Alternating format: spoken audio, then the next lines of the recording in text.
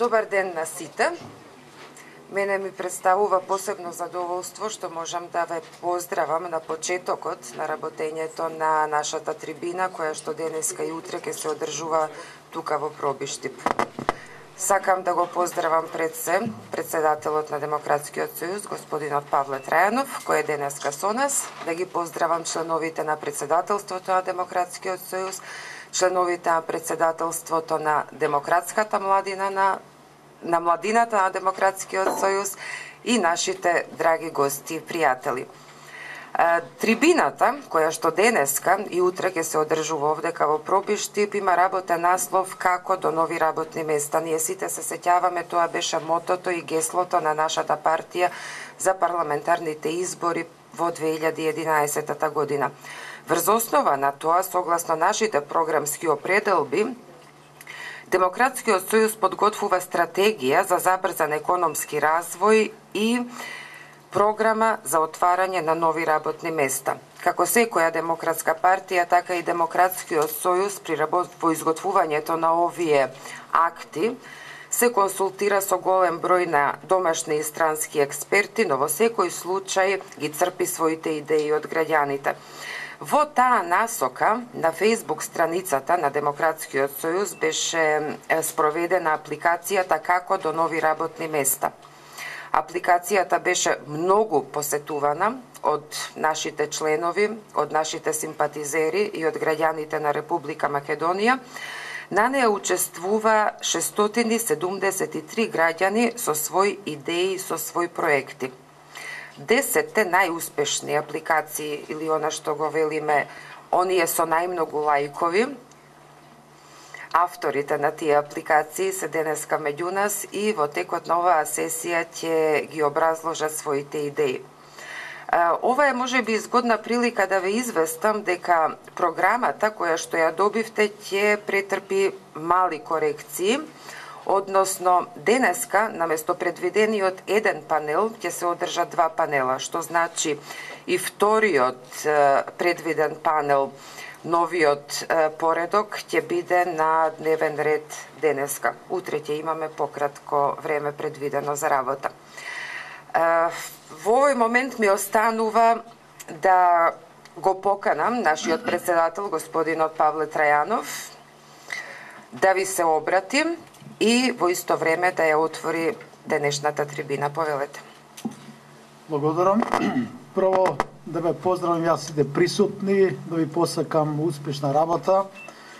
Воедно да поздравам и професорката Снежана Костадиновска, која што денеска ќе биде воведен излагач на темата "Како до нови работни места".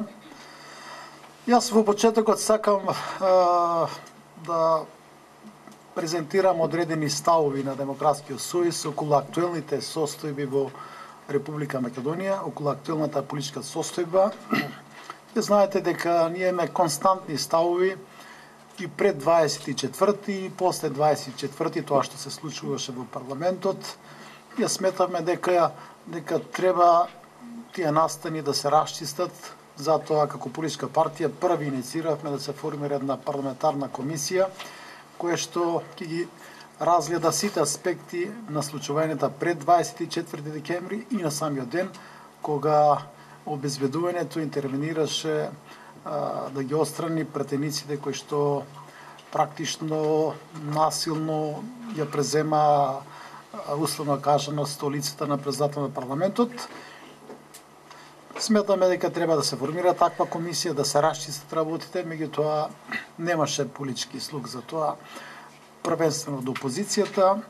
Натаму ние предлагаме да има политички диалог во поширок формат, да се оствари средба помеѓу сите политички партии, релевантни политички партии, се со цел да се надмине политичката криза во која што полека, но сигурно навлегуваше Република Македонија. Предлагавме сите да учествуваат на локалните избори, да се врати опозицијата во парламентот и зависно од резултатите на локалните избори да се отвори расправа за евентуално одржување на предвремени парламентарни избори. Сметаме ние дека веднаш после локалните избори треба да се отворат сите прашања или да се разговара за сите предизвици со кои што се соочува Република Македонија. Предлагавме да се разговара за позицијата на Македонија во однос на соседните држави или разрешување на отворените прашања со соседните држави. Предлагавме да биде една од клучните теми функционирањето на правната држава, слободата на медиумите, борбата против криминалот. Натаму сметаме дека треба да имаме стратегија за националната безбедност на Република Македонија. Практично можевме, ако имаше поголема разбирање или ако разумно постапува сите лидери на партии, можеше да се направи сето тоа без да се вмешува странскиот фактор, Европската унија и другите меѓународни влијателни центри.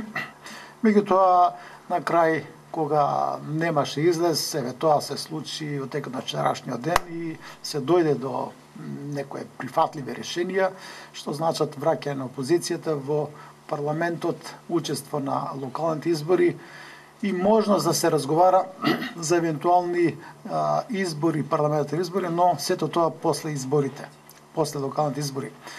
И во парламентот, кога зборував неодамна, пред некој ден, тогаш до опозицијата упативме пораки дека може да се разговара за се и тоа ќе зависи од резултатите на изборите. Јас сум сигурен дека СДСМ брзо ќе се откаже од идејата за предвремени парламентарни избори, кога ќе ги види резултатите. Доколку не одговараат за опозицијата, тие ќе бегат од предвремени парламентарни избори. Доколку одговарат, тогаш можеби ќе притискат и ќе може да притискат, ќе имат подршка од граѓаните. А пред време да се бара одредени концесии или преку систем на притискање на уцени, тоа не беше прифатливо за никого. Но, добро е што на крај провлада разумот и тоа е во интерес на сите граѓани, пред се во интерес и на Република Македонија. Мислиме дека ќе се отворат перспективите и ќе можеме еден по еден проблемите со кои што се соочува Република Македонија да се разрешуваат. Значи, за нашата партија е добро што сите ќе учествуваат на овие локални избори, бидејќи не беше прифатливо да одиме по политички надпревар без да имаме политички противник. Се на се, проценки се дека политичките партии што се мнозинство во парламентот, значи или коалицијата за подобра Македонија, предводена од ВМРО ДПМН, дека таа ќе однесе победа на престојните локални избори. Такви се досегашните проценки, анкети и досега анкетите во основа се потврдувале преку изборните циклуси. Досега. Ние денеска сме собрани овде на Еви Вилма да разговараме околу стратегијата за позабрзан економски развој на Република Македонија или можности за отварање на нови работни места. Вие знаете дека во Република Македонија досега немало некоја посебна стратегија за позабрзан, подинамичен економски развој. Како резултат на таквата состојба, бидејќи сите политички партии, сите влади најавувале дека ќе работат на создавање на услови за отварање на нови работни места, но ниту една не направила таква стратегија која што е применлива и која што ќе создаде услови, ќе создава за отварање на нови работни места. Јас нема многу да должам, само еден од клучните проблеми во нашата држава е празнење од младите кадри или купување на билет во еден правец, голем број на млади луѓе кои што овде се школуваат, заминуваат во странство. Како држава, ние за кусо време ќе се испразнеме доколку продолжи тој тренд. Што е обврска на сите влади, на сите одговорни политички субјекти да работат на тоа да се создадат објективни услови, да можат младите овде да творат, да создават и да останат овде во нашата држава. Како тоа да се направи, сигурно дека тоа не е лесно. Тука има влијание сега во овие неколку години светската економска, финансиска криза, но мислам дека тоа повеќе ние го користиме како оправдување за тоа што нема доволно странски инвестиции, нема доволно домашни инвестиции, нема производствени капацитети кои што можат да акумулират поголема работна сила. Така да мислиме дека на ова прашање треба како политичка партија да обрнеме посебно внимание и затоа се зафатиме со една тешка работа да подготвиме една стратегија за позабрзан економски развој, но исто така да се подготви една програма за отварање на нови работни места. Во оваа насока денеска ја организираме оваа трибина на која што 10 млади кои што дале најдобри идеи, а самите тие 700 кои што учествувале во овој надпревар преку социјалните мрежи, да ги изберат кои се најдобри 10 идеи и мислам дека ќе биде добри нив да ги слушнеме денеска. На крај уште еднаш сакам да ве поздравам. Се надевам дека ќе можете отворено да разговарате, имате идеи, некои се напишени, некои во меѓувреме веројатно сте дошле до нови идеи, така да ве повикувам на една расправа, отворена, динамична расправа која што на крај мислам дека ќе резултира со добрите идеи да бидат земени во предвид при подготовка и на стратегијата за економски развој, но и програмата за отварање на нови работни места. Јас себе толку имам, уште еднаш да ве поздравам и да ви посакам успешна работа.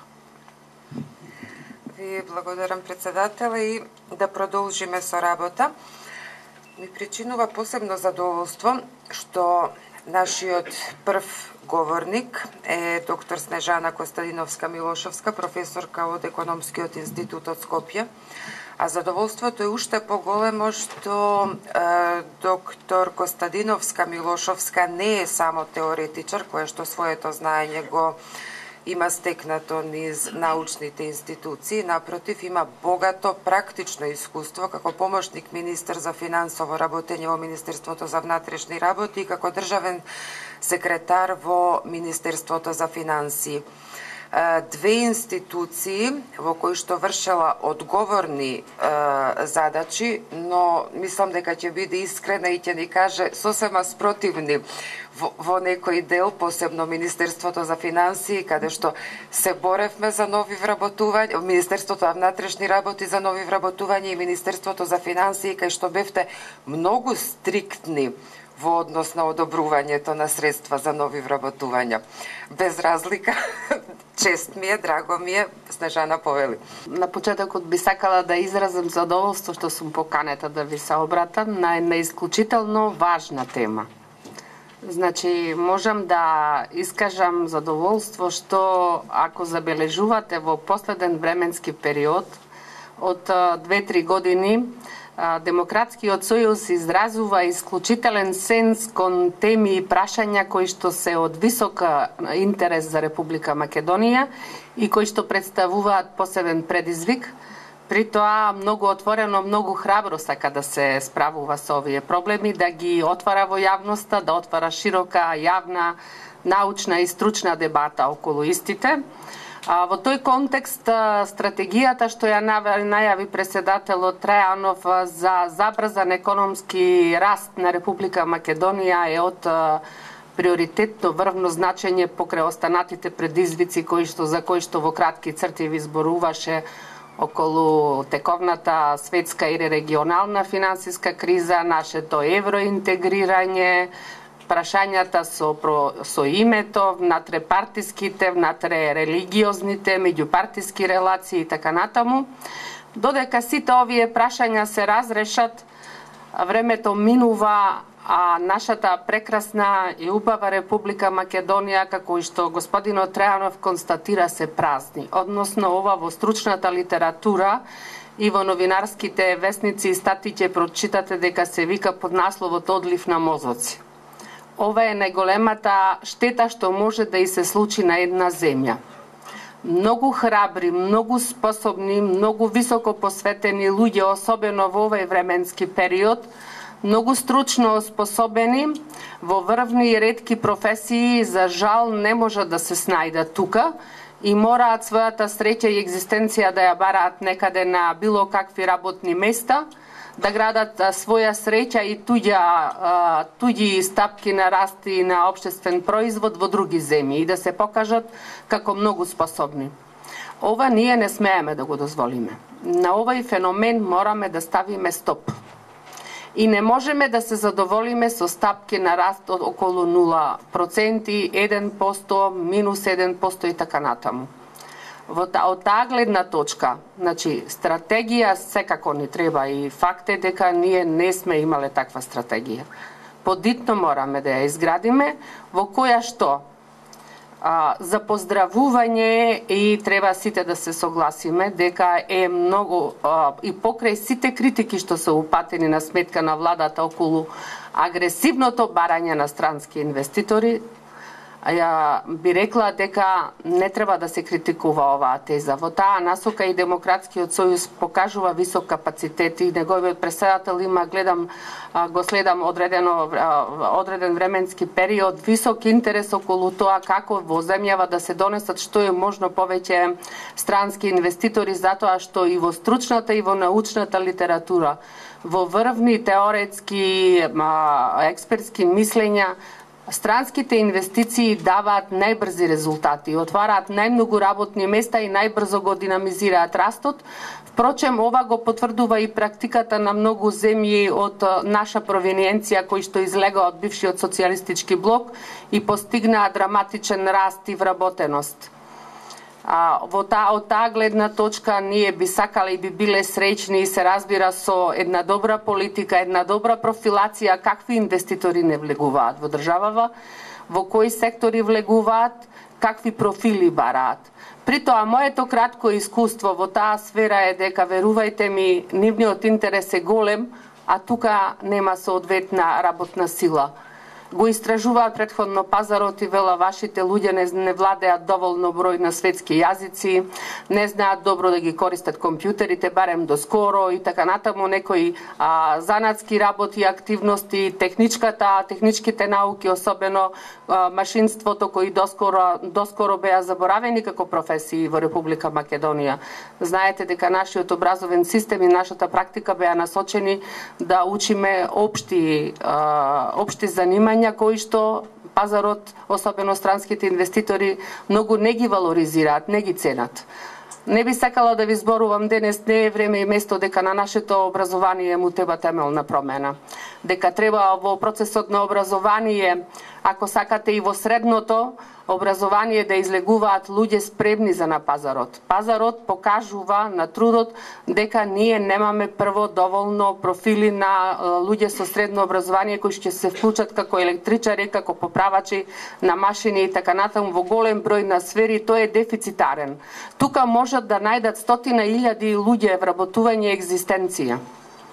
Потоа, ако сакате и во високото образование. И високото образование исто така луѓето излегуваат и специализирани, и магистрирани, и докторирани, а при тоа не може да ги абсорбира потоа приватниот инвеститор кога ќе почне да работи тука. Верувам дека ова се прашања на кои што треба да се работи на долг рок. Ние час поскоро треба во таа сфера да направиме промени. Она што е битно, што ни недостасува и во која што верувам дека Демократскиот сојуз ќе има слух и го препознава, тоа е дека треба поголема поддршка да се даде на домашните инвестиции. Малку ги подзабораваме. Ние имаме пред се голем број на објекти кои што од процесот на претходниот систем стојат затворени и пасивни, во кои што биле вложувани средства на различни начини со општествен капитал, со несебично залагање па ако сакате и со волонтерска работа во натура на нашите граѓани биле градени капацитети огромни во кои што работеле половината македонци. И живееле од тоа и држава остварувала раст. Подитно треба истите да се рестартираат. Тие се обременети со наследство од минатото, веројатно со големи долгови неподмирени така натаму, но има решение. Треба само мала промена во законите, во неколку закони, за да истите се стават во функција и се рестартираат. Тука е улогата на државата. Државата нуди сега одреден пакет на мерки преку Агенцијата за вработување. Верувам дека сте запознаени. При тоа Повеќето од тие пари, последната оперативна програма што е за оваа намена за вработување е финансирана од средства од Европската унија, токму за развој на човечките ресурси, во висина од 64 милиони евра, 55 милиони евра се европски фондови, 10 милиони се средства на буџетот на Република Македонија. И верувајте ми, таа е искористена само 20%. Не смееме да си дозволиме, значи пари кои што ни се ставени на располагање преку предпристапните фондови на Европската унија за периодот со оперативната рамка за периодот 2007-2013, значи период кој што завршува, а знаете дека сега ќе следува период на нова среднорочна рамка, така се вика буџетот среднорочен на Европската унија.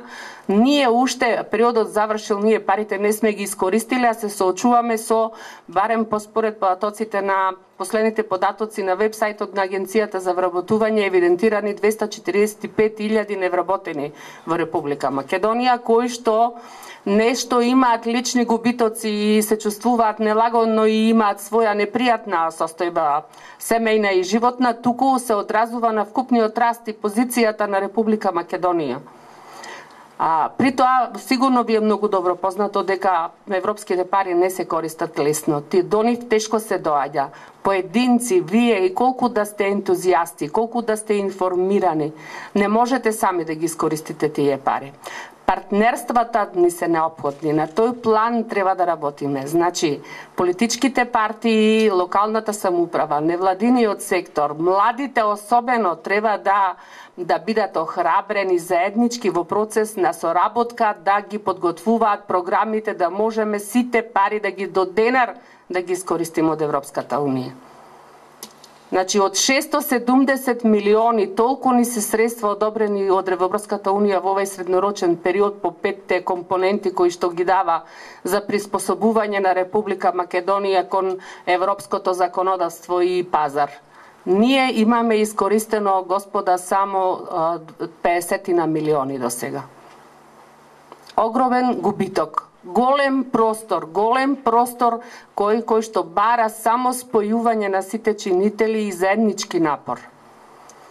Точно е дека слушавте деновиве дека цел свет е окупиран со овој феномен. Проблемот на невработеноста не е македонски. За нас е специфичен и нас повеќе не боли, затоа што ние имавме долга транзиција. Имавме претходно други состојби и сега на овие состојби нови кои што се одолговлекуваат во негатива, дотолку повеќе ја отежнуваат нашата состојба.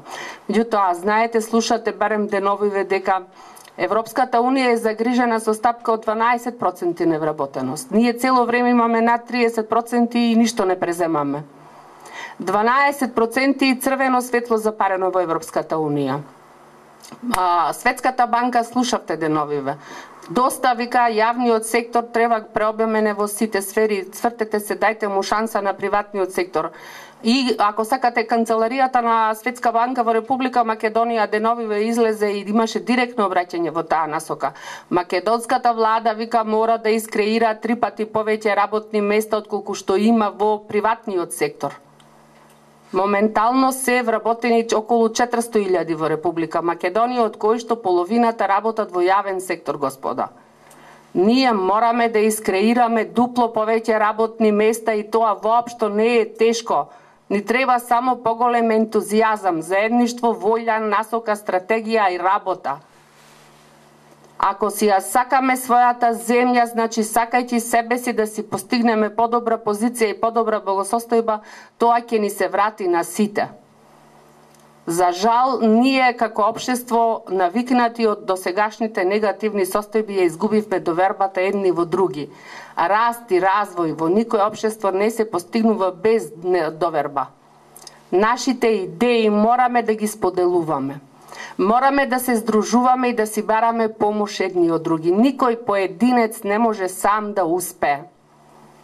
Во таа функција реков дека постојат бројни мерки, активни, директни и индиректни, кои што ги нуди владата преку незините програми, но како до локалната самоуправа да не стасуваат. Значи, локалната самоуправа пак во спрега со локалното население, таа која што мора поблиску секој дневно да работи до секој што е заинтересиран да започне некаков бизнис. Не е лесно да се започне бизнис. Од тоа дали идејата што ја ќе добиете поминува, во која сфера да биде, во кој сектор да биде, не може секој од нас да лута. Мора да има одредени насоки. Тенденциите се јасни дека Република Македонија има невидено богатство и потенцијал во својата природа што она Господ ни го дал. Ние имаме преубава клима, почва, земја, шума, води, туристичко наследство, земја. Господа, храната за скоро време, после се ова што ни се случува со алфа-токсините, аферите, вистински состојби и така натаму, во скоро време природната храна ќе вреди злато. Тој што ќе произведува вистинска природна здрава храна ќе биде најбогатиот, тој ќе биде господар на светот. Нашата земја нуди огромни можности, многу пристојно да се живее од земјоделството, но не при тоа да се живее како што живееле нашите во 19 или во 15 век. Денес мерките и политиките за рурален развој, особено она што го бара Европската Унија и го наметнува како обврска и за Република Македонија е на секој човек и на земјоделецот во најпасивните краишта да му овозможи животен стандард како во центарот на секој град, како во центарот на Скопје. Да има пат, да има струја, да има вода, да има електронска врска, да може да користи интернет, сателитска телевизија, да гледа и од дома, од таму да ги дознава сите суштини, да се вклучува на светските берзи. Од дома да тргува со валути во светот, иш да не работи никаде, ништо да не прави. Нашите млади имаат огромни потенцијали. Мои информации бројни зборуваат дека може би 20-30 македонци живеат дома, никој не ги знае, работат за врвни светски компании, заработуваат огромни приходи и надвор добиваат високи признанија за нивниот труд, а ние не ги знаеме, воопшто не ги користиме, ниту државата има нешто од тоа. Мора да ги препознаваме таквите капацитети, мора да ги вмрежуваме, да им помагаме, да им го ставаме сетот на политики во нивна функција, за да сите видиме благодет од тоа. Нужно ни е заедничко работење. Нужно е локалната самоуправа, уште еднаш да ја спомнам, да воспостави канцеларија своја од неколкумина економисти, правници, да им отвори некој мал бизнис инкубатор кој што ќе им помага, ќе им прави бизнис планови, ќе ги подучува во која сфера се политиките, во кој сектор да вложуваат, како да дојдат до пари, како да направат бизнис план, која инвестиција е исплатлива, одржлива, кај ќе го пласираат производот понатаму. Тоа се многу активности. Поединец сам не може да го изоди успешно овај пат. Но организирано државата тоа може да го направи и тоа и е обврска во 21. век. Обезбедување на работни места, животен стандард, борба за создавање на вештини кај своето население кое што ќе биде супериорно, поконкурентно од останатите нации и на тој начин се добива денеска и меѓународен углед и респект и подобра меѓународна позиција и сите ќе ве почитуваат. Сите проблеми потоа лесно ги решавате. Но, велам, ние имаме уште многу да работиме на овај план. Јас верувам дека стратегијата што ја подготвува Демократскиот сојуз во соработка со останатите чинители, со вклученост на луѓе кои што поминале, практично се соочувале со проблемите, со стопанственици кои што работеле, кои што знаат како е да се исплатува секој месец плата, да му обезбедите работа, се што е потребно, несметано и да функционира, да биде успешен, да обстојува на пазарот. Тоа се луѓе за почит и истите треба да се поддржуваат и вреднуваат во секој систем. Системот живее од предприемачите, од тие што работат, од тие што добиваат идеи и што се храбри да ги спроведат во пракса нивните идеи. Јас тука за почетокот би завршила, би можела да зборувам многу на оваа тема, но Оставам простор за дебати и прашања ако има од ваша страна. Би сакала да продолжиме во оваа насока, да ги слушнеме и понатамошните излагања, идеи и сугестии како до нови работни места. Како што споменавме на почеток, ние спроведовме во Демократскиот сојуз, ја спроведовме Facebook апликацијата и согласно посетите и коментарите на таа апликација направивме една ранг листа од 10 најуспешни идеи и предлози. Би сакала да почнеме од нашиот член кој што освои најголем број на лајкови. Јово Батковски, повели. Би се представил, јас сум Јово Батковски и денеска ќе ви презентирам за мојата предлог идеја која освои прво место од сите доставени предлози кои беа на програмата односно на социјалните мрежи. Најпрво би сакал како прв да ми дозволите да продолжам со минута-две повеќе и да можам да си ја образложам идејата конкретно и во целост.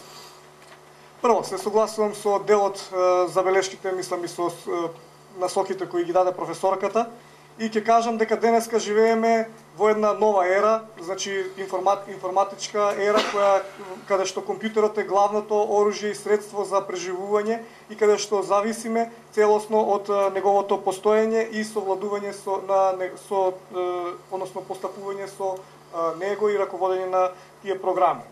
Во светот се следи веќе долго време информатичката технологија и таа е водечка во светски рамки. За да државата биде прилагодена на ова, треба да ги следи овие текови и да ја развива ова гранка преку разни средства и методи. Главно сметам дека стратегијата треба да се базира на 3 мерки, а тоа е финансирање, информирање со пропагандни материјали и едукација. Мерката финансирање би се остварила со давање на поволни кредити од страна на државата за отварање на правни лица и фирми кои се занимаваат со програмирање, дизајн и со 3D анимации кои би можеле да настапат на светскиот пазар. Како што спомна и професорката, има голем број на луѓе кои работат значи на интернет страници каде што имаме голема побарувачка од овој аутпут. Значи програмирањето и дизајнот е една од главните аутпути кои се моментално многу актуелни. Што е поволноста на овие фирми и правни лица кои се занимаваат со програмирање или со веб дизајн? Значи, несомнена е профитабилноста, бидејќи имаме широк пазар, интернационален пазар, имаме минимален влог на вложени средства, на технички средства, потребно ни е само еден компјутер и владење на една програма за да изготвиме некој аутпут кој е многу вреден. Пример, една добро дизајнирана страна чини пример од 5 евра, за нејзино изготвување се потребни не повеќе од 5 минути. Исто така, значи работа е што може да се работи од дома, не се потребни никакви канцелариски опреми, материјали и така натаму. Втората мерка е информирање на населението, бидејќи знаеме дека во Република Македонија се уште населението не е информирано за овие светски текови. Значи нема реална представа колку на светски рамки значат информатичките науки и информатичките технологии. Значи мојат препорака е да се овозможи запознавање на населението преку пропагандни материјали, преку телевизијата, бидејќи се уште во Република Македонија телевизијата е главниот информативен канал преку кој се спознаваат работите. И третата точка е со едукација, односно неформално образование со применување на обуки кои би ги остручиле кадрите да можат да совладаат еден компјутерски програм кој понатаму би им носел големи бенефити и големи придобивки и голем профит исто така. Прашањето е како? Значи, знаеме дека во државава актуелно е Министерството за информатичко општество и администрација. Сметам дека во рамките на тоа министерство треба да се креира еден посебен орган кој би се грижал за овие за спроведување на овие мерки. Пример, ако треба да се направи некое кредитирање, тогаш министерството, односно тој орган би бил надлежен да одлучи кои од тие фирми и правни лица би се занимавале со оваа проблематика. Како меѓународен пример би ги дал 4 азиски тигри кои својот економски раст го должат токму во инвестирањето на информатичките технологии. Тоа се Хонг Конг, Сингапур, Јужна Кореја и Тајван, кои имат во последниот период забележано највисок економски раст благодарение само на инвестирање во информатичките технологии. Денови исто така актуелно беше и го поздравија тој Чекор првите IT луѓе како Бил Гейтс и Цукерберг за воведување на наставна програма, односно наставен предмет за програмирањето да биде наставен предмет во основните и во средните училишта, уште значи од мала возраст децата да се запознаат со овие алатки.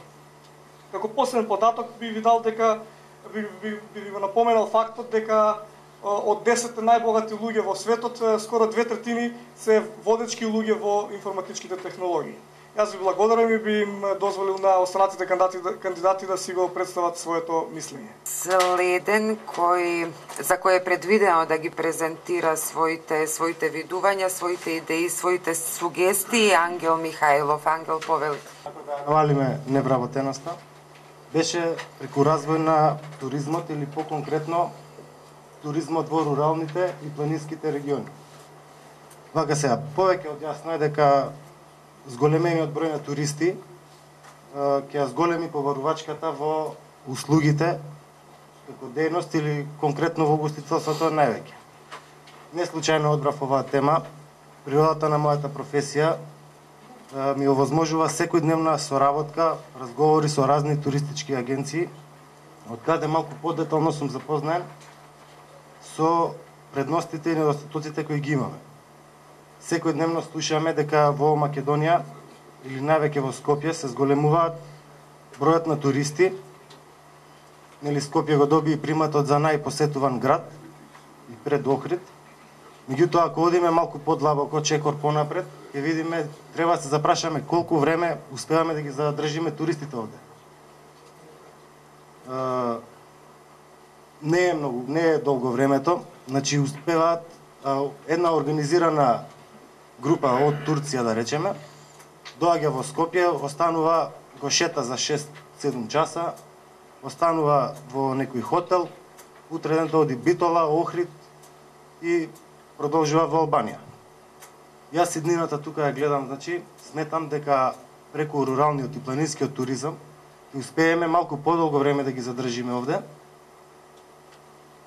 затоа што имаме и природни убавини и плюс имаме региони со некаква историска вредност. Да речеме, конкретно за турците, има во општина Радовиш села некои турски кои што сакаат да ги посетат. Меѓутоа до таму прво патот е многу лош, потоа и кога ќе стигнат нема ресторани, нема никакво сместување.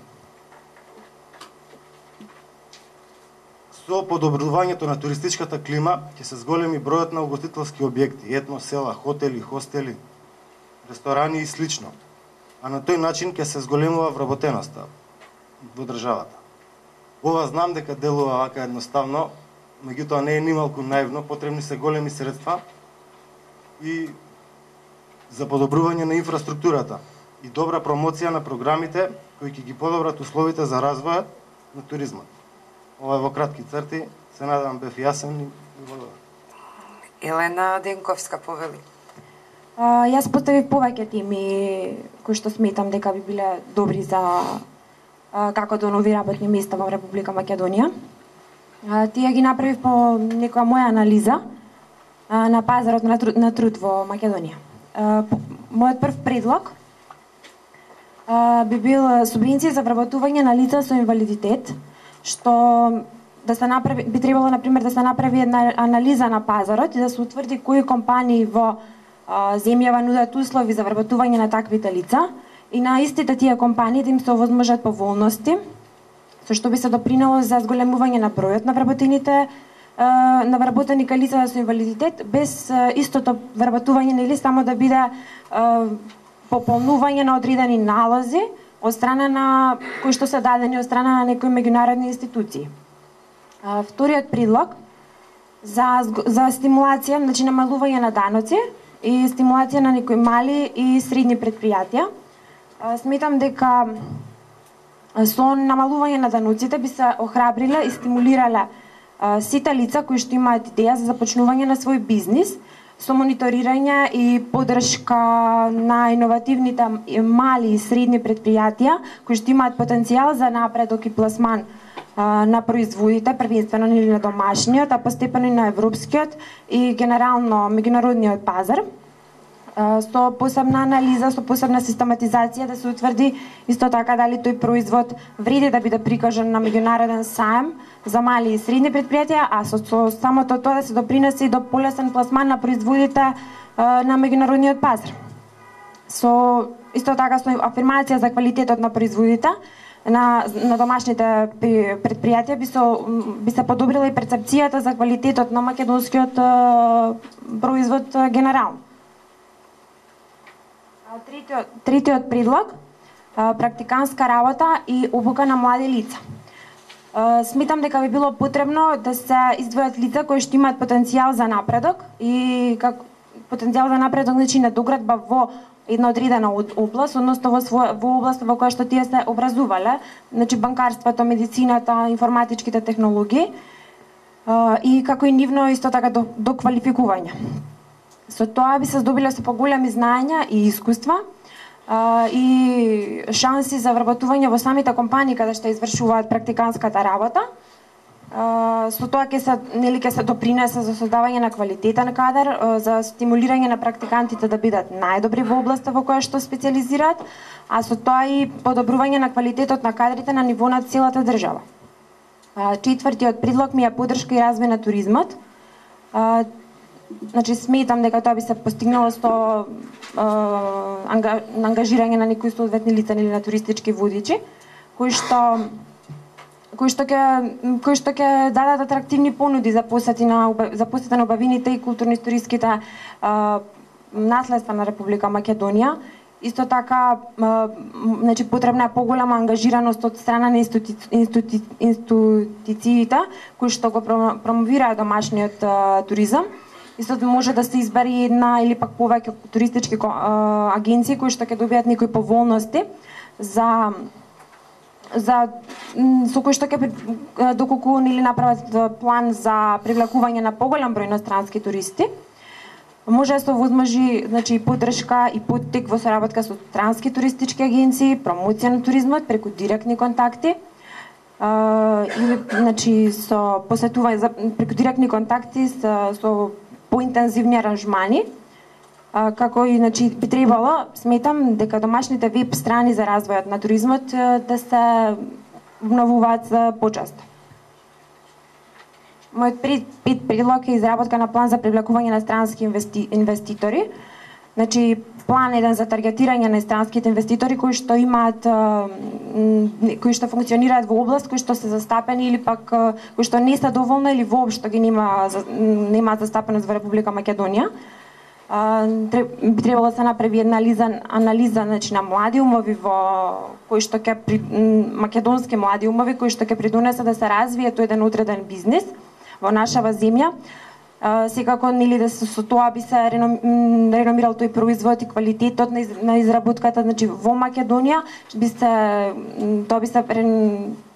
значи дека изработката значи дека е добра, би се презентирало тој надвор од границите на Република Македонија. Сметам дека е потребна потемелна анализа за постоичките потенцијали, значи инвестиции преку инвестиции значи од истите странски, така и од домашни капитални средства. Значи свесна сум дека моите предлози веќе постојат во Република Македонија и дека се извршуваат. Меѓутоа моje лично мислење е дека потребна е нивна помасовна примена со цел нели подобри резултати. Се надевам нели дека ние младите со нашите идеи ќе успееме да допринесеме сето тоа, значи да бидеме слушнати, па и вреднувани нели во општеството. Тоа нели би го постигнале така, меѓутоа сепак ни треба искуството и поддршката од повозрастните. Благодарам. Предлозите што ти ги спомена веќе постојат кај нас, но мора да ти се одаде признание и апсолутно ги имаш сите мои комплименти токму заради ентузијазмот со кој ни ги презентираше, А морам да потенцирам, да, овие сугестии, овие програми постојат, но првиот предлог, твојот прв предлог, мораме да признаеме дека е не само практичен, него и во голема мерка исполнува и хуманата димензија на вработување на лицата со хендикеп. Или може би твојот трет предлог, проектантската работа, да, тоа постои, но мора да се потенцира практиканската работа, значи можност за тазе вработените или за тазе завршените или пак за младите кои што се на крај на своето образование да почнат да работат во една институција, се запознаат со работата во таа институција, да откријат дали се наоѓаат себе си во начинот на кој што работи, но во исто време тоа е голема помош и за самата институција да може да направи една навистина квалитетна селекција на кадри кои што ќе помогнат да се развива понатаму. А тоа мораме да признаеме дека и не е некој трошак за институциите. Ти благодарам, Елена. Значи, добро ти беа срочени и конципирани твоите сугестии. Во однос барем на даночната политика, стимулациите во таа сфера, би сакала да кажам дека треба да се има предвид дека Република Македонија со воведувањето на рамниот данок и бруто платата од почетокот на 2009 година има најнисок трошок на работната сила за работодавачот во Европа. Стапка од 10% персонален данок и бројни ослободувања, особено за странските инвеститори, во зоните кои што ги отвараат своите капацитети, потоа за други бенефицирани гранки како што земјоделството и некои слични за наечиството, речиси и да нема оданочување, нема во друга земја. Вакви погодности, буквално како да немате оданочување. Затоа и буџетот ни се соочува со проблеми, додека сите земји, замислете Франција од скоро време како одговор на рецесијата, а и го покачи персоналниот данок на прогресивен се разбира од 30 до 70% во зависност од приходите на даночниот субјект. 70% од парите што ги заработувате треба да ги оставите на државата. Тука се 10 или речиси николку, особено за компании што ги реинвестираат парите, нула данок. Значи, вакви стимулации во даночната сфера и со придонесите, замислете, придонесите за пензиско и инвалидско осигурување и здравствено осигурување се на сегашното ниво кое што следи уште едно намалување согласно владината програма, спуштање беше одложено заради ефектите од кризата. Ние имаме најниски стапки кои што се извојуваат во цела Европа по овие два основа и затоа ни се празни фондот за пензиско и здравствено осигурување. Имаме проблеми, гледате, државата ги субвенционира, а не сака никако да оди во рикверц да ги покачи овие. Напротив, чека да се намали ефектот од кризата за да се направи уште еден чекор во таа насока. По секоја цена, значи, отварањето на работните места да биде многу ефтино за работодавачот. И плюс владата му дава пари за лица со посебни потреби, за лица без родители, за лица што биле зафатени во процесот на транзиција во стечајни постапки и останале како технолошки вишок, стимулативни мерки 12 месеци, 14 месеци така натаму да ги држи луѓето да работат, државата им дава пари. И ние не ги користиме, конкурсите се во тек и не ги користат ниту предприемачите, ниту невработените во Република Македонија. Тоа е жалосно. Тука треба, значи, поголема агитација и запознавање и кај предпријатијата и кај невработените. Овие мерки се на вистина невидени и посебни исклучоци во светот. Дарко Маневски, повел. Јас сум Дарко Маневски, ќе бидам многу краток и јас. Мојата тема е многу популарна и општо позната. Тоа е градежната експанзија, што моментално се случува во државата. Со инвестирање на поголем дел од буџетските средства кон капитални и развојни проекти би живнало градежништвото. Македонските фирми и компании покрај нивните приватни и комерцијални проекти би работели на големи проекти, што се од капитална вредност за државата. каде што се бара голем влог и голема посветеност и поголема потреба од човечки ресурс. Со давање на таквите проекти, како што се хидроцентрали, електроцентрали, патна, железничка и авионска мрежа, водоводна, здравствена и образована инфраструктура, македонските фирми и компании со самиот факт што ќе имаат полна рака работа, самите тие би вложувале во техничка модернизација на својата механизација и во вработување на високо квалитетен и квалификуван кадар, што ние како држава несомнено го имаме. На тој начин, тие би биле конкурентни на градежниот пазар и не би дозволиле странски компании да ги земаат таквите проекти, а тие да настапуваат како подизведувачи. Кога тие средства би биле големи и значајни, би настапиле и нови мали и средни градежни фирми, проектантни и консултантски куќи и сите тие би сакале да земат дел од колачот. Кога сето тоа би траело во континуитет и со прогресивен ритм, средствата постојано да се зголемуваат од година во година во нови и нови развојни проекти и во одржување на постојаните, сите би имале корист. И граѓанинот за задоволување на неговите потреби во однос на транспортната мрежа, во електричната и водоводната мрежа, во здравствената и образовната инфраструктура, корист би имал и државата, затоа што самите тие средства преку македонските фирми би стигале до македонскиот работник, што пак тие средства се подлежни на даночење и пак би се вратиле во буџетот.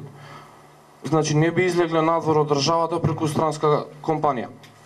И на крај, само така со стабилна инфраструктура би привлекле повеќе странски инвестиции, што би се зголемил бројот на работни позиции.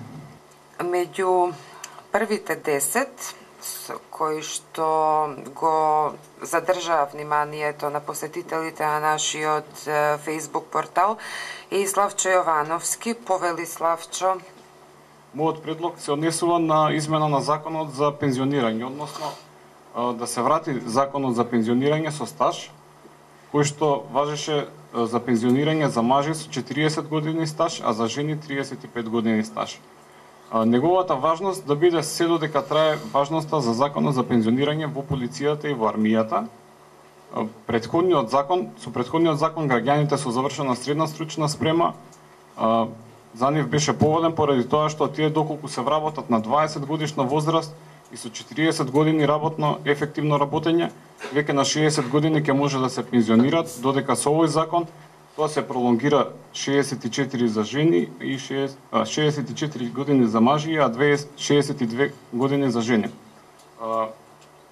Транзициониот период ни донесе нов начин на живот и младите луѓе се вработуваат од 25-та година, така да овој закон би бил краткорочен и ќе влијае позитивно во однос на отварање на нови работни места, намалување на таа администрација и во внесување на нови млади кадри, кои што ќе бидат стручни во дадените области, ќе се намали бројот на обуки, ќе се намалат средствата кои што треба да се инвестираат во постојните кадри, во однос на дообразување, до специализација и усовршување на новите системи и трендови кои што ги наметнува општеството, како што се едношалтерскиот систем, DRG.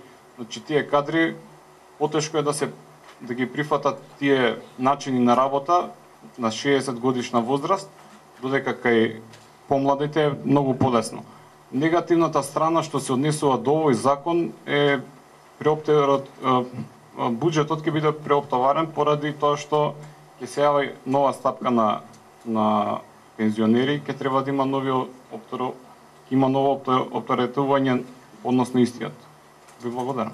Познато ви е дека Европа старее, дека таму се продолжува живот и од век затоа што имаат други услови на живот, солидна медицина и таму населението е работоспособно и на 70 години за разлика од македонското. И тенденциите се да се оваа граница да се поместува нагоре. Единствено Грција имала пониска граница од нас за пензионирање. Сега видовме во време на криза и какви бенефиции има се грците во врска со работните услови. За враќање назад за сега тешко дека ќе се создадат услови, барем и како кратка мерка за подобрување на вработеноста. не заради овие тенденции светски, туку заради лошата состојба во касата на Фондот за пензиско и инвалидско, каде што имаме еден сооднос многу неповолен, многу лош, и тој е главен индикатор за нив. Во Република Македонија бројот на пензионери и бројот на вработени се изедначува. И тоа е недозволиво. Системот на сегашниот систем на пензиско и социјално осигурување, кога бил креиран на времето во Германија од познатиот тогашен политичар Бисмарк, бил креиран барем да има сооднос тројца вработени на еден пензионер за да биде системот поднослив. Во услови кога еден работнен обезбедува пензија за еден, тоа е веќе невозможно и неизводливо. И затоа не знам, скептик сум дека една ваква мерка во сегашни констелации може да помине. Инаку е фина, убава, значи освежување, а во однос на учењето, тоа треба сите да знаеме дека од Европа исто така ни се наметнува дека доживотното учење мора да го имаме предвид сите. Без оглед на возраста, без оглед на професијата, без оглед на образованието, секој во својата област сме е принудени континуирано да посетуваме обуки, континуирано да се надоградуваме во сите новини кои што се случуваат во светот. А новините се бројни, глобализацијата, напредокот на технологијата со невидена брзина одат напред. Вие ако малку заостанете, ако не сте во чекор со новините, вас ве изфрла пазарот, ве изфрла животот, ве излегувате од колосекот. Значи, секој од нас, без оглед на која возраст сме, постојано мора да ги посетуваме обуките. Мора да се доусовршуваме, да го надоградуваме своето знаење и да бидеме во тек со она што го бара пазарот. Мора да се учи цел живот. И мора да се разменуваат информациите, особено за младите. Многу бара Европа и многу има грантови и програми за подвижност на младите и за размена, кои што за жал исто така Македонија покажа негативно искуство и не блокира одреден временски период.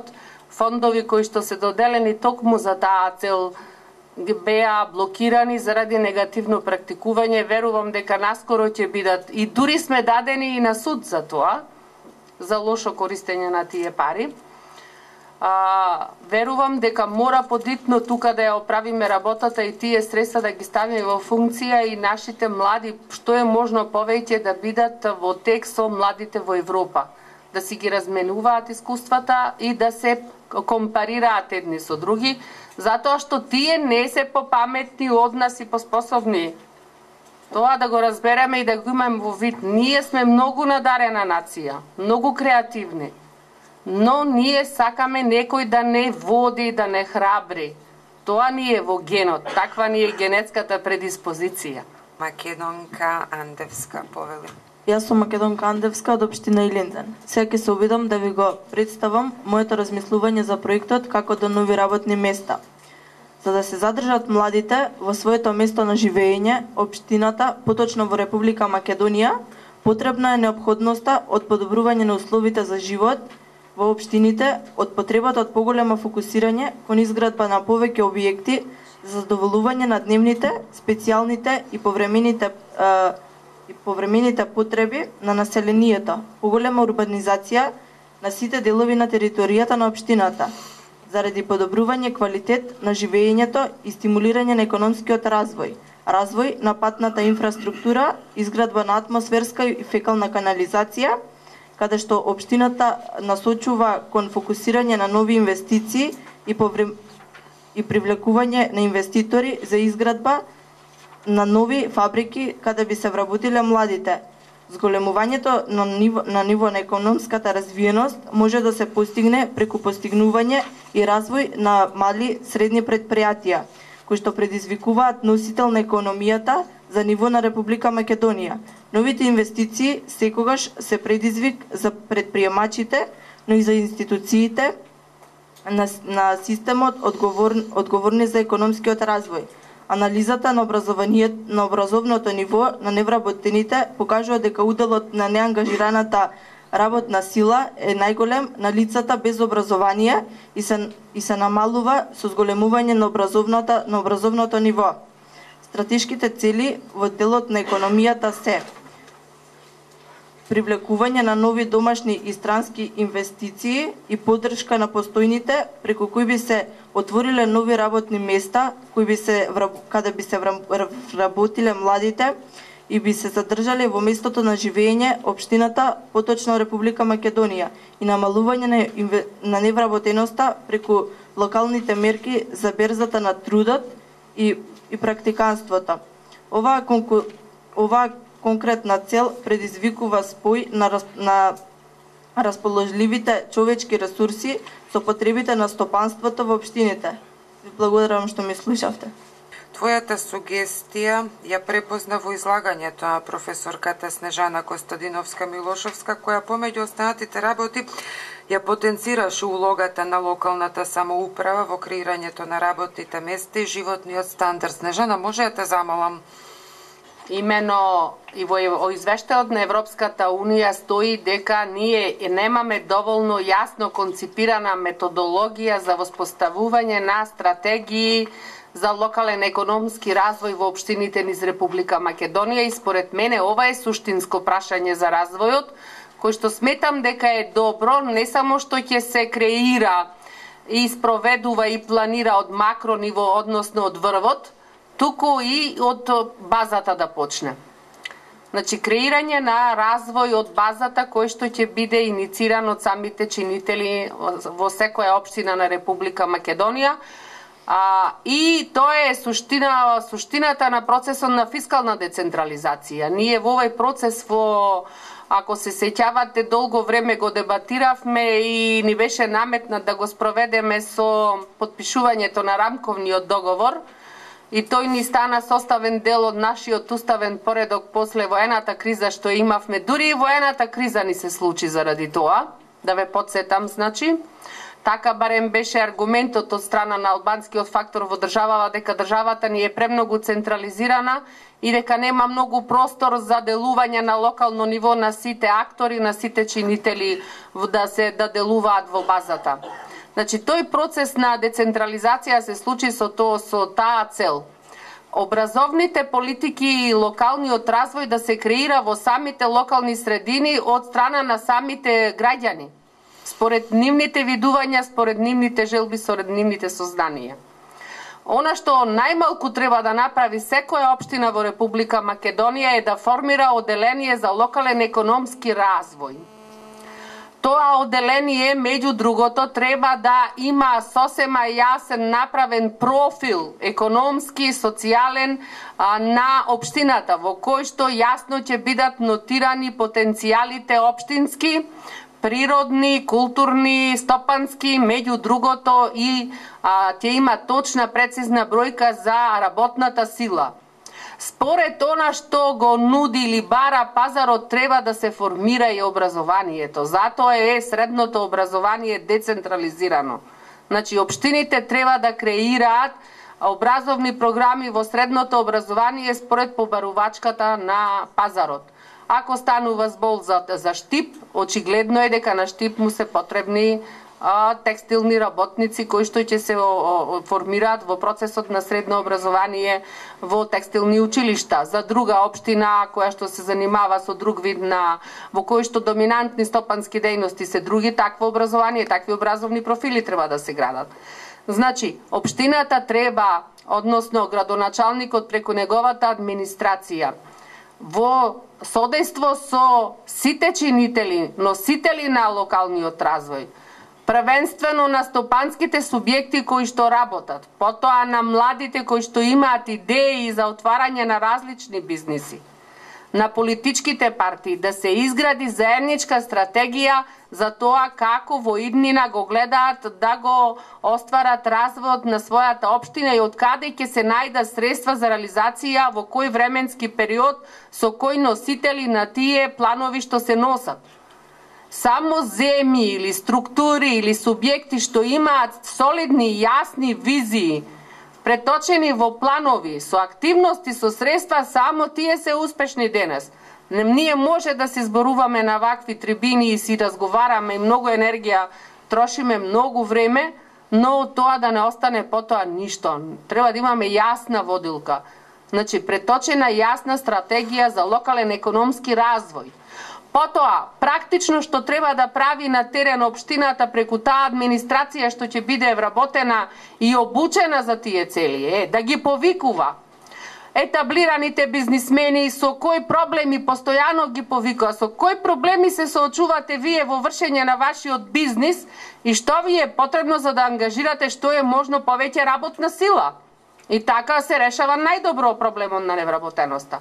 Потоа ги вика младите, ги сослушува, секој од вас што има идеја, овде што ја преточивте, местото е да се обратите во таквата канцеларија во општината, да кажете дека имате идеја, но дека не знаете како да ја реализирате таа идеја.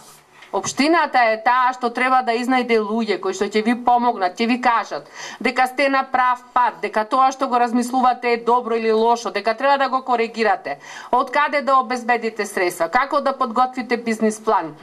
При тоа, да ви она што најмалку може да направи и што мора да го направи секоја општина во Македонија е да формира мал бизнис инкубатор, ако не некоја индустријска зона, во која што ќе лоцира неколкумина и ако треба од своји средства ќе плаќа сметководители, консултанти, правници, 2-3 тројца луѓе кои што ќе им помагаат на сите што имаат идеи, како да го подготват планот, како да им го водат сметководството, да им регистрираат фирми.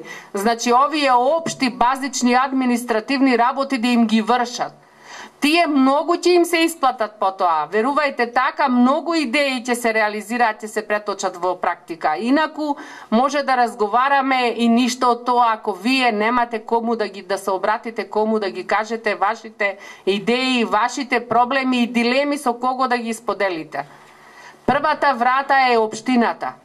Значи, мора да се обрати. И затоа тренд е да се прават индустријски зони, да општината таму да им обезбедува инфраструктура, да не мора секој стопанственик да вложува поединечно во изградба на пат, во носење на струја, канализација, вода. Знаете колку е тоа тешка, макотрпна работа да почнете инвестиција од почеток од зелена ливада на ново деја.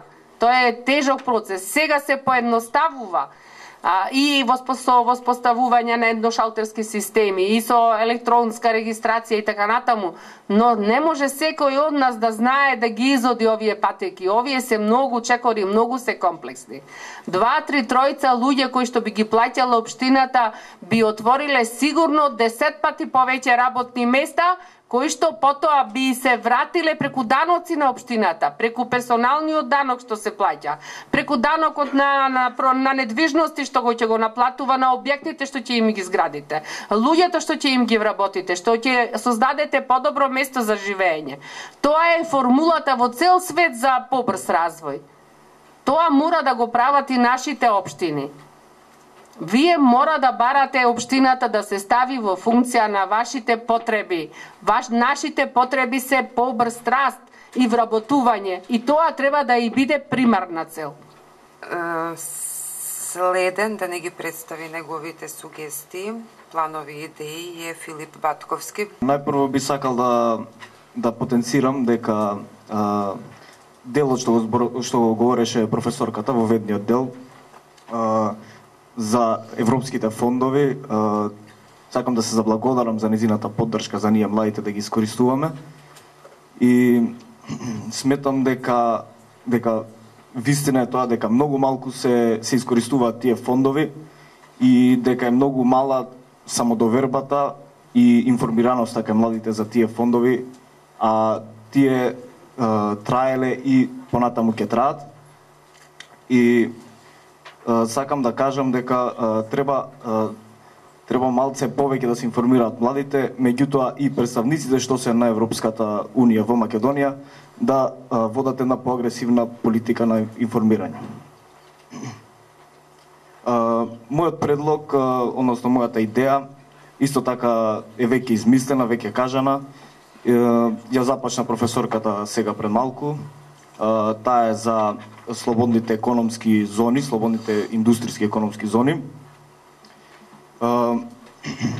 И мојата идеја е поголем акцент да се даде на тие слободни економски индустријски зони.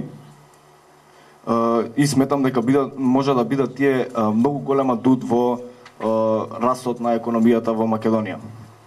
Значи, отварањето на нова слободна економска зона или слободни економски зони со најповолни економски услови во внатрешноста на Македонија, близко до поголемите градови, со што би се привлекле странските директни инвестиции и би се искористиле предностите на ефтината работна сила, подобрената патна инфраструктура, а во иднина железницата.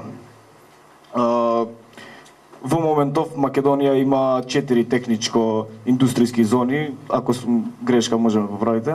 Значи има 4 техничко-индустријски зони, 2 во Скопје и по една во Штип и Тетово. Значи, изобилна државна помош се добива за тој што ќе вложи во тие зони.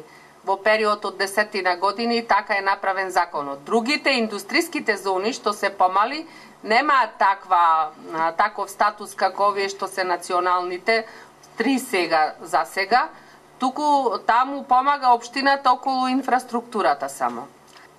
Бројките секако говорат за намалувањето на стапката на вработеност преку слободните економски зони. Моментално во фабриките во 4 економски зони работат 1150 луѓе, а се очекува цифрата да се зголеми на 3500 во наредните 4 години.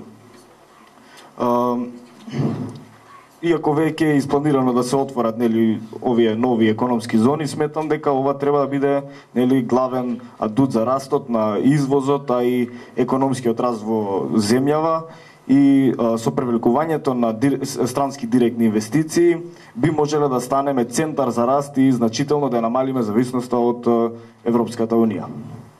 Постојано Европската Унија на нас врши притисок дека не смееме такви бенефиции да даваме, дека тоа е кршење на правилата на пазарност на Европската Унија и дека постојано сме на тапет заради тоа. И прашање е на ден кога ние ќе мораме да отстапиме и да ги промениме законите, односно да се изгубат овие бенефиции. Затоа е добро час поскоро сите можности што ги имаме да се искористат тие зони да се наполнат со капацитети на вистина.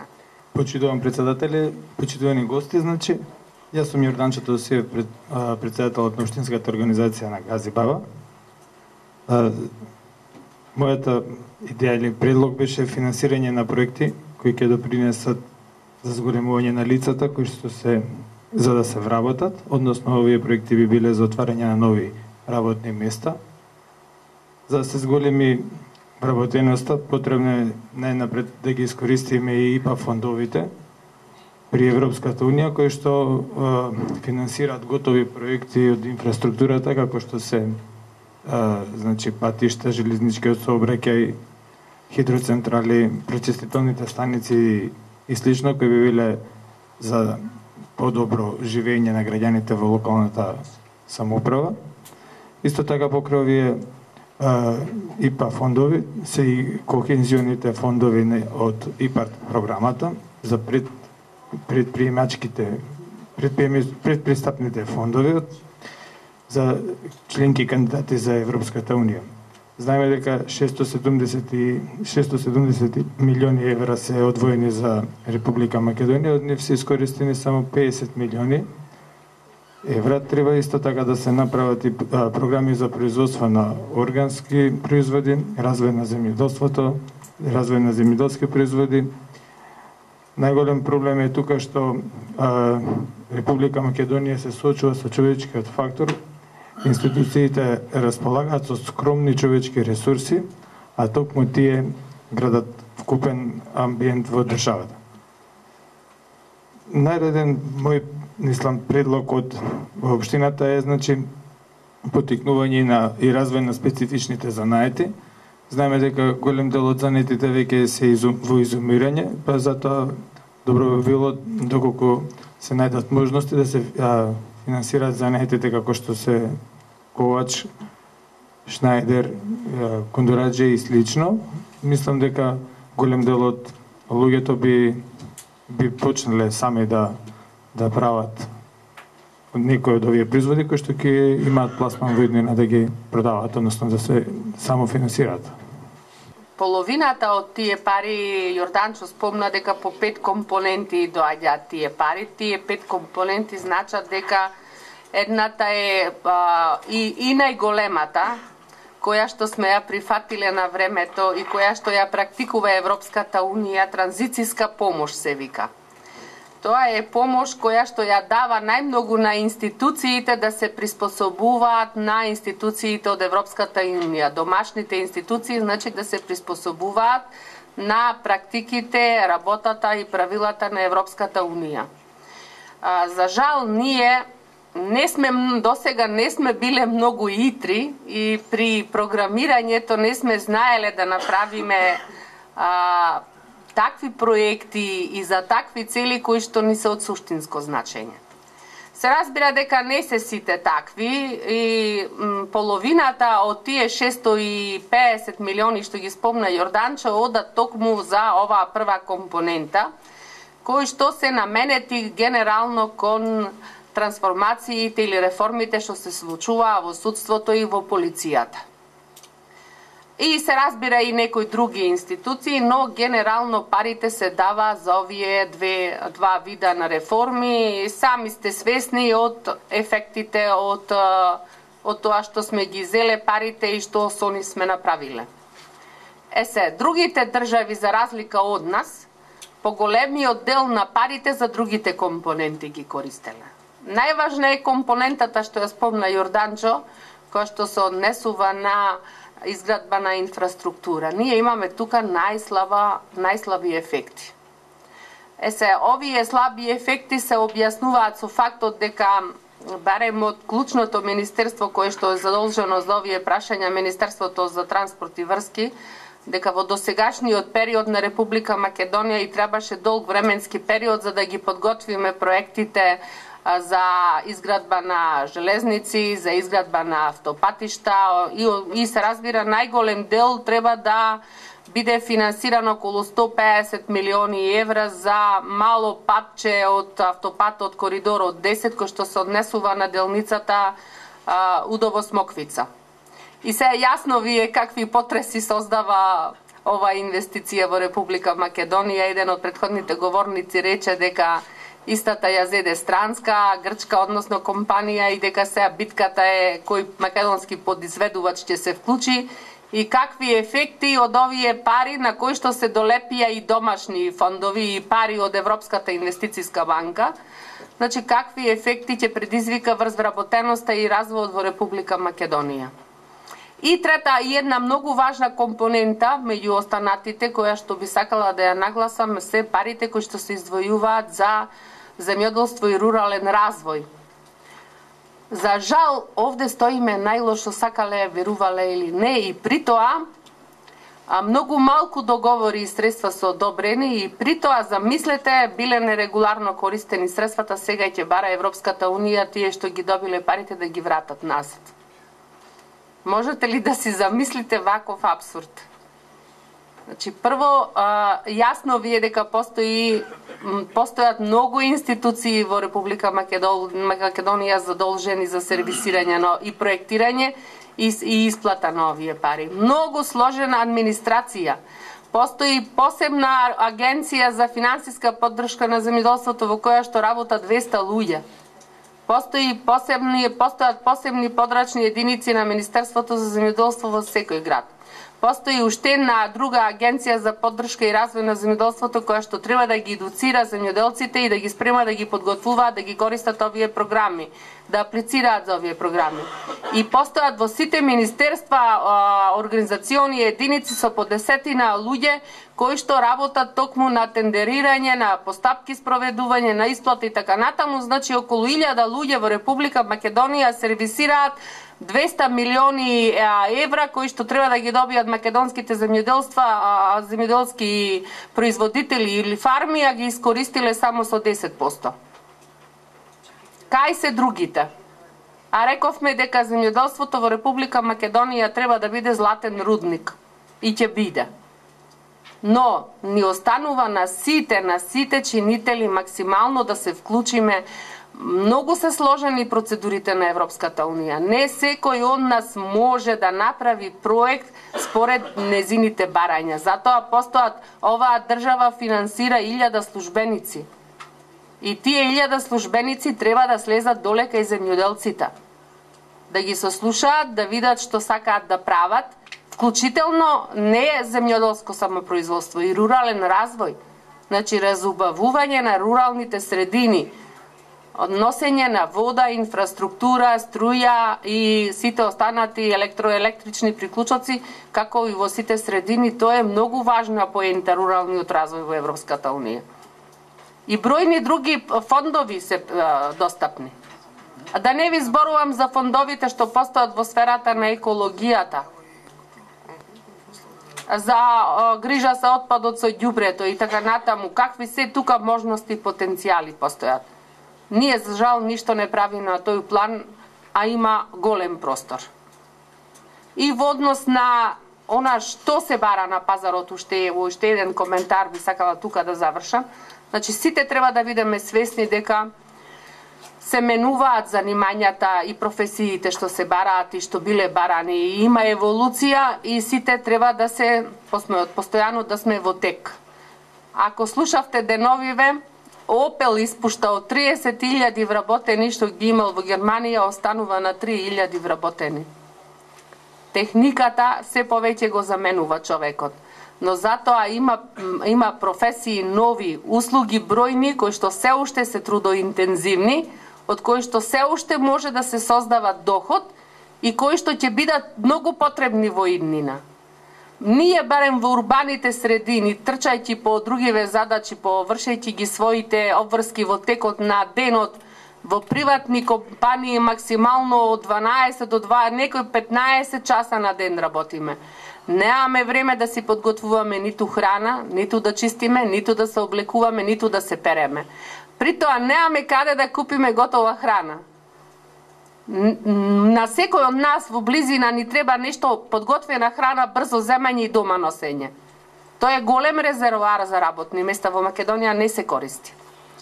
На сите во зградите, иако ни се воспоставени куќните заедници, куќните совети, ни фали хигиената, ни е руинирано, раскршено, растурено, неметено, нечистено. Тука има голем број во секторот сервисни услуги за домаќинствата, мислете и вие, огромни потенцијали за вработување. На сите нешто ни се подкинало, нема кој да ни го сошие, нема кој да ни, не можам да најдам кројач патент да ми смени, барем јас лично имам проблем со тоа. Зошто да нема луѓе, жени, што можат такви работи, тие работи ќе ни треба додека постои човекот. И ред вакви други работи кои што би можела во енергетската ефикасност, слушате господа секој ден. Значи потребата од енергетска ефикасност и анализите што се правени на македонскиот пазар покажале дека имаме недостиг на такви кадри. Не е тоа никаков баук да се приспособите и да стекнете вештина да вашето образование, особено заради тоа што видете, ви кажа претходно дека 245.000 се водат како не вработени во Агенцијата за вработување на Република Македонија, факт кој што може да биде точен, но и може да се дебатира дали е точен. Половината се неквалификувани или немаат образование.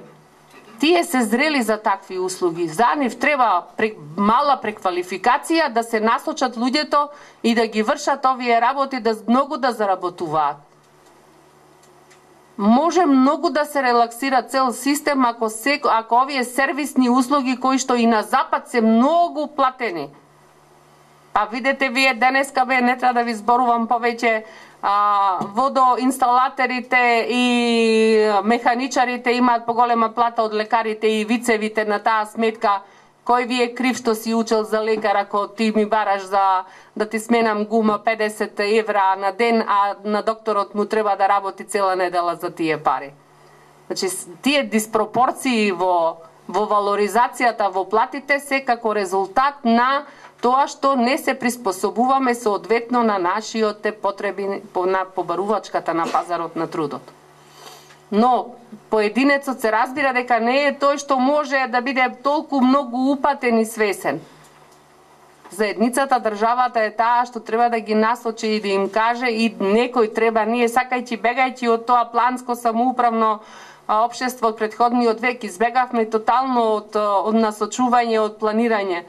Но не е неопходно и пазарните економии денеска мора да планираат. Некој мора да седне и да прави анализа и да ги насочува луѓето. Ние се приближуваме до крајот на оваа наша прва сесија. Пред да ја затвориме, го повикувам нашиот председател, господинот Павле Трајанов, за негов коментар, негово видување, одредени заклучоци по сето она што го дискутиравме до сега. Добро, мислам дека слушнавме повеќе идеи, повеќе размислувања. Сигурно дека тие треба да бидат основа за едно посистематско анализирање, по-продлабочено проучување на проблемите. Инаку, на крај да се таа стратегија подготви, стратегија за позабрзан економски развој и се разбира главна ќе биде главни поенти, ќе бидат отварање на услови за отварање на нови работни места. Инаку, вие знаете дека големи компании, големи корпорации многу тешко предвидуваат иновации или некои новини. Сите новини, сите иновации доаѓаат од помалите компании, така и во Република Македонија. Имаме ние две големи политички партии, ВМРО ДПМН и Социјалдемократскиот сојуз, меѓутоа на политичката сцена ниту една политичка партија не излезе со некој конкретен проект за конкретна област. Се разбира дека пишуваат програми кои што се доста гломазни и така натаму, но конкретен проект немало. Ние своевремено подготвивме еден проект за борба против организираниот криминал, корупцијата, така наречен ДЕКРИ, кој што на проект на 2006 година практично добивме голема подршка на тие избори. За жал не се до крај тој проект имплементираше, остана главните делови да не бидат имплементирани.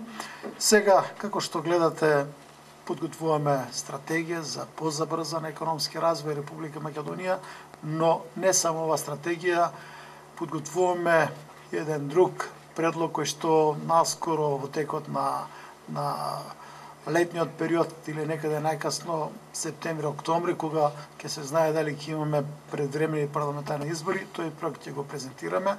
Тој е врзан повторно со корупцијата, со криминалот кој што разорно действува во Република Македонија.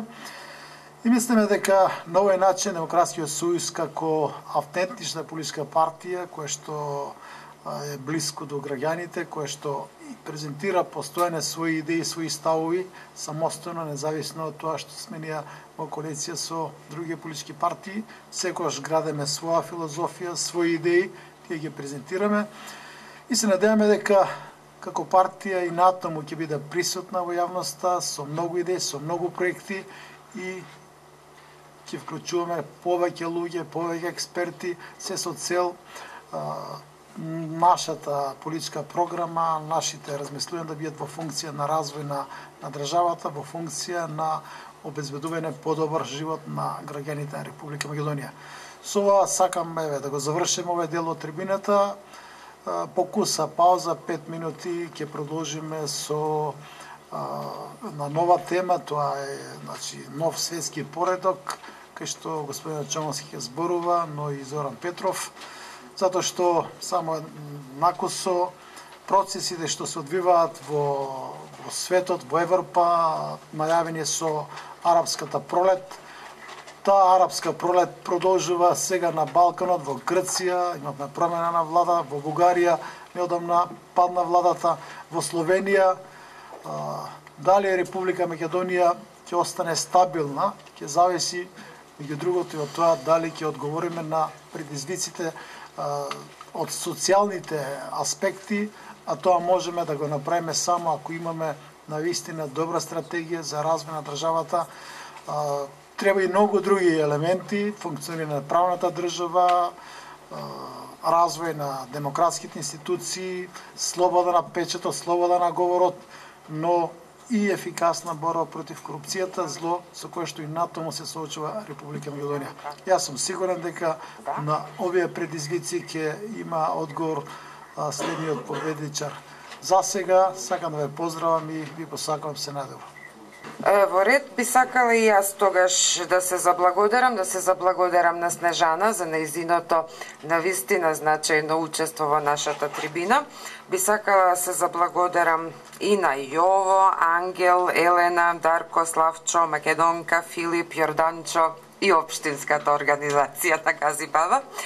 Сметам дека имавме успешна трибина, сметам дека слушнавме убави и корисни предлози, а она што беше уште поважно беа коментарите и сугестиите на доктор Снежана Костадиновска-Милошовска, која што сметам дека на многу од вас ви помогна да ја создадете новата рамка на вашите предлози, односно да ги подобрите.